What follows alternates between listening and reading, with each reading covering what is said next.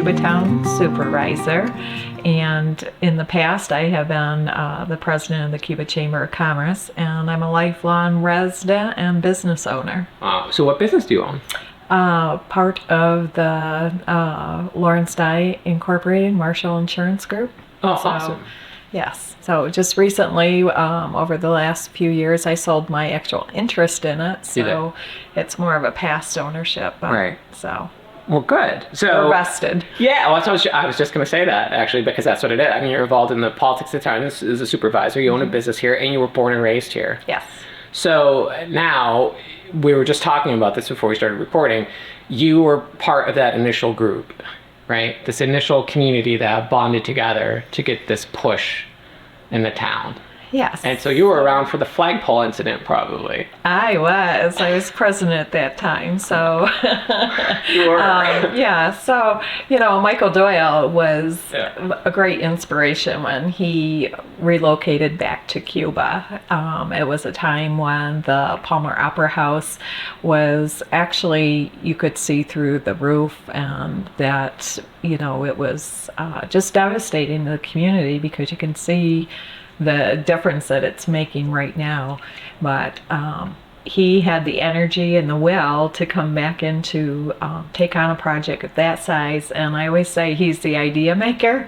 So he came to us with the flagpole project, and he's always got an idea. So the trail system and different things that he's been a big part of, and then he, takes his energy, and that helps build so that everyone else feels a sense of commitment and engagement. And I think that was, one of the big things. So I always say this is the cornerstone of the community, the Palmer and the businesses that have been created here, and that encouraged the Cuba Chamber of Commerce also to see new growth. And we also, under my chamber leadership, we did buy the building that we are in across the street, and we decided that we wanted to be part of the Main Street business structure and show that we have that sense of community and want to see it continue to grow.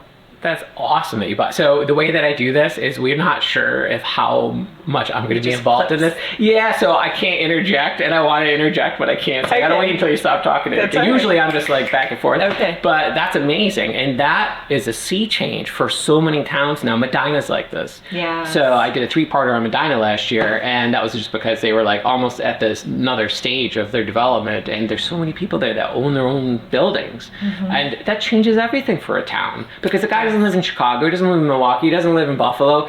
You are the business owner, you are the building owner, you are the property owner, you are vested in the town, not only through your business, but you now own a piece of history of that town. You're responsible for that. So you're seeing that here now. Yes. I just talked to Lionel and Terry. Yes. Like, they're magic. They are. Those guys. So, yeah, they're private, public, there's some public monies that have gone into helping, complete some of the projects that they've been working on. But without that person returning to our community and wanting to invest personally and privately into it, then you don't always get the commitment or the same feel with the local history and everything. And they've just thrown themselves into it, and my gosh, that Terry, he's just amazing. Yeah, and I believe that you make the world into the image that you want to see it as. And you can do that as a human being. And it doesn't matter because that change comes from you. And you have to be, it doesn't matter how small it is. Just make that change with yourself and allow that change to happen, and that will influence other people. And you can extrapolate that all the way to the huge amount of work that Terry and Lionel are doing by just like going full bore into this, because Lionel told me, I wanted these things in this beautiful town, and I didn't see them. So now we have them. And I'm like, is there a more awesome, just simplistic, beautiful way to see the world? Right? Absolutely. He just wanted it because it was important to him. And he knew enough that from where he comes from south of France, that adds so much. And we all had that here in this country for hundreds of years since we were off the boat, really. Absolutely. But then it's gotten lost, and now it's coming back. I think you see the rejuvenation of many small communities. I know you mentioned Medina, and that that just shows that the focus that the community leaders and the business owners, or just the community itself, we have a past board member from the Cuba Chamber of Commerce, and she was a librarian, and she moved back to this area, and she always tells everyone, I couldn't get to Cuba quick enough.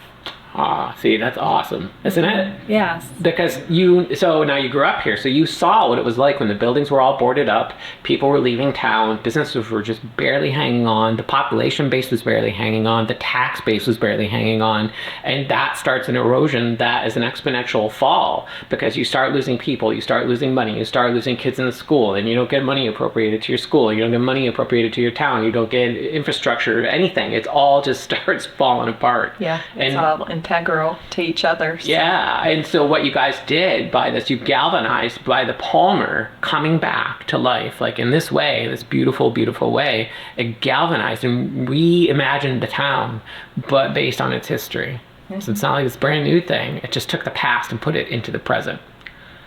Yes, right? Absolutely. And, there's many people like Michelle. I mean, I could go on and on about the people that really grouped together and really felt a sense of community to help make all these projects and everything come together and work. And I do always relate back to the Palmer and being a cornerstone. And so anytime that we look to go out for grant funding and things, you have to tell a great story. And this building is certainly a great story, and the people that made that happen. And it's hundreds of stories. Now you're creating another round of stories with this.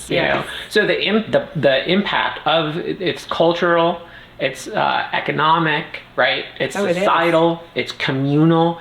All of those impacts are happening simultaneously here at the Palmer now. They are. Right? Yeah. And so you saw that, though. You've seen that firsthand. Yes. Right? Absolutely. And it's just been amazing.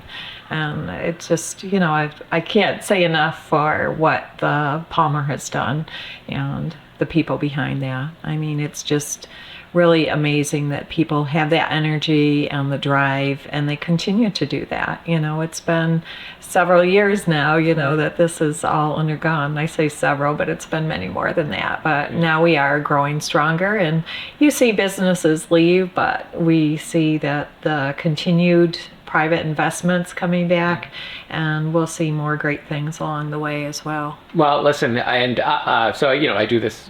I've been traveling around Western New York since I moved home in 2014, doing shows about this stuff, and there's not many communities where you can go to the grocery store, go to a theater, go to your new brewery that's coming in, go to a beautiful restaurant, go to the cheese shop, go to parks, and then go to the lake within like 5 minutes. I mean, it blows my mind. Like even East Aurora is not like that. The grocery store's all the way down at the other end of the street, and it's a long walk, and it's kind of dangerous. You know what I mean? Yes. And it's far. But here, like, it's all kind of just worked out. Everything in Cuba with the infrastructure that you have with the park, even hospitals like within walking distance. Yes.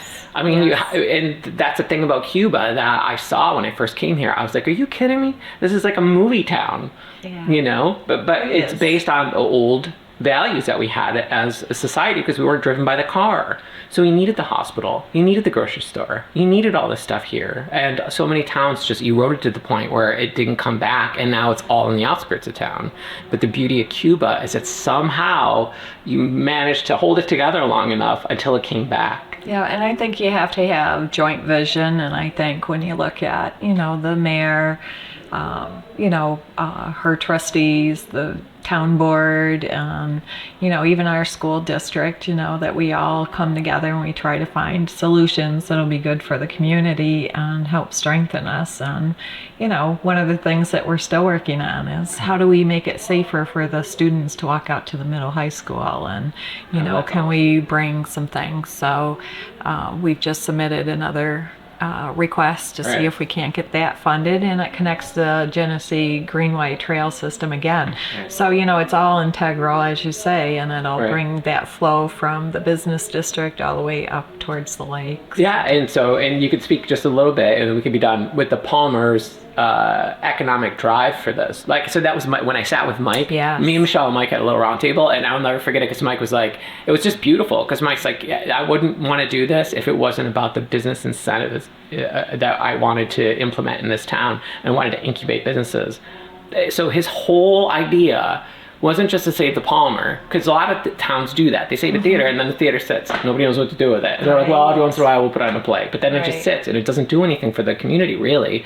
But this is starting a fire here in a beautiful way. It does, you know, and there's events almost every night here and every weekend. So, you know, that's wonderful for the businesses to have those people coming into our community as well and seeing what we're doing here and stopping into a different, you know, business, like the Perfect Blend, or, you know, there's eateries and just so many things here that people can enjoy. And, you know, we hope that the parks and some more green spaces come along, and we're open for business, and we love new community members. So I think that's important too. Awesome. That was good. Might add anything else? No, I can't think of anything. That was perfect. Yeah, see? That was great, man. I mean, I could talk to you for